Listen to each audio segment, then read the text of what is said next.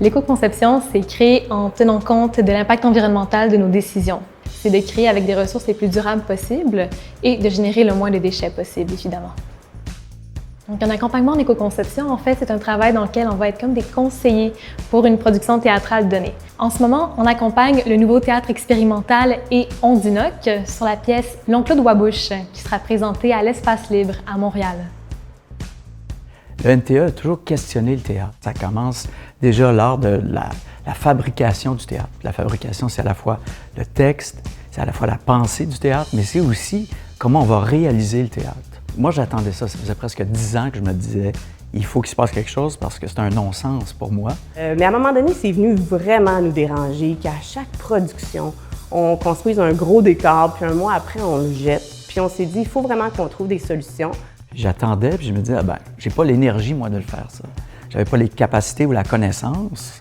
Et puis une façon d'envisager la conception du théâtre et le théâtre de façon éco-responsable. On a déjà une tendance au théâtre à récupérer, mais c'est une question de cash. L'éco-responsabilité vient en deuxième parce qu'on est déjà aux prises avec des paramètres très, très, très serrés. Travailler avec Écocéno, c'est pas travailler avec une personne, c'est travailler avec une organisation. Ce que ça a changé at large, c'est que ça a multiplié les voix de notre équipe. Ça enrichit les conversations, puis certainement, ça enrichit ce qui se trouve derrière moi.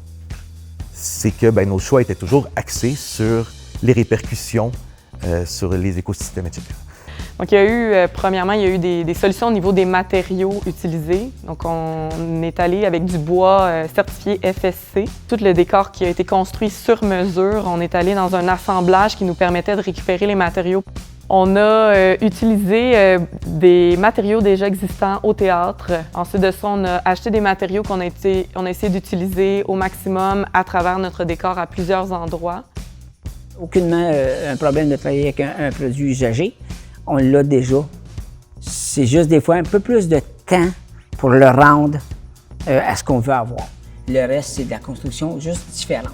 On ne met pas de colle, on peut taquer à certains endroits, puis on visse. Le projet d'accessoires décor qu'on a fait, qui a été le plus important en termes d'éco-conception, c'est le champ de maïs qui est ici. Donc, c'est un projet qu'on a fait entièrement en confection. Donc, on a mis beaucoup plus d'argent en termes de main-d'œuvre, puis beaucoup moins d'argent en matériaux, parce que tous les matériaux, en fait, la grande majorité des matériaux, c'est des matériaux de seconde main. Donc, l'avantage aussi, c'est ça nous a permis de faire exactement ce qu'on voulait.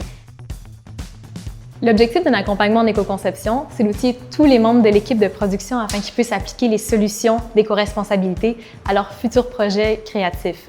Donc, c'est vraiment de pouvoir les laisser être indépendants et comprendre comment appliquer l'éco-conception à leur travail. Pourquoi qu'on ne le ferait pas? C'est facile, c'est là, c'est à notre portée. Il faut avoir les bons matériaux, puis les maisons de production qui veulent aussi embarquer avec nous autres là-dessus. On comprend les réflexes qu'on doit avoir, on comprend les recherches qu'on doit faire.